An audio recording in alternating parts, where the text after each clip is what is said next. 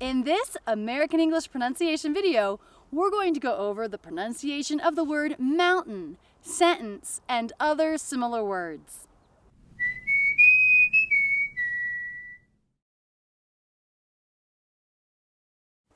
I've had a few requests for words where we have the T, schwa, and N sound. For example, the word mountain or the word curtain. First, let's take a look at the word mountain. So here the T is coming after the N and before a schwa.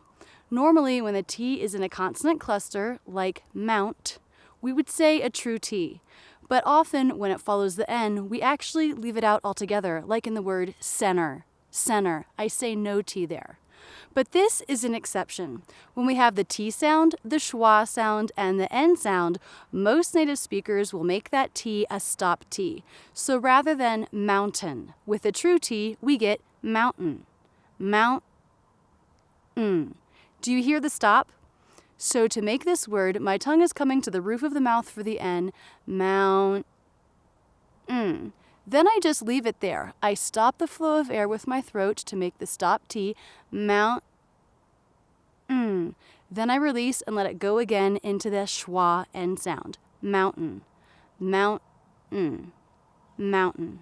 Let's take a look at the word curtain. Now here the T comes after an R and before a vowel sound, the schwa. So normally that would be a flap T, like in the word party. But again, because we have a T, schwa, and an N sound, it's an exception. So it's a stop T.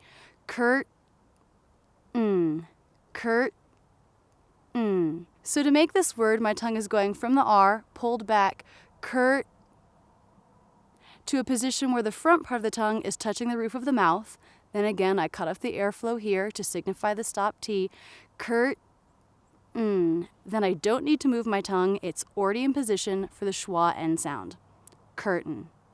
The word sentence doesn't end with the T schwa N sound, but it's the same rule because we have those three sounds together. Many people will say sent, making a stop T there. So again, my tongue is already in the right position because it came up for the first N. Sent.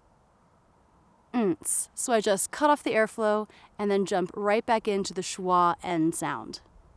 One final example, the word cotton. So here the T is coming between two vowel sounds. Normally that would be a flap, like in the word cutting, cutting. There it's a flap T where the tongue just bounces against the roof of the mouth and there's no stop of sound. But in the word cotton, it's the T schwa N, so we're going to make that a stop instead. Cot. So my tongue is going up into position for the T. It's the same as the position for the N. I never move the tongue once it's there. I just cut off the airflow, and then make the N sound. Other example words with the stop T schwa N sound. Fountain, kitten, button, written, Clinton, Manhattan. So don't forget, move your tongue into position for the N, stop the sound, and then make the N sound. That's how you should pronounce T, schwa, N. That's it, and thanks so much for using Rachel's English. If you liked this video, be sure to subscribe. Either click here or in the description. But don't stop there. Keep learning with my American English in Real Life playlist, my Ben Franklin playlist, or my Word of the Week series.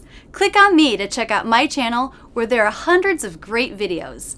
Don't forget to visit my website where you can learn about my premium membership and online courses.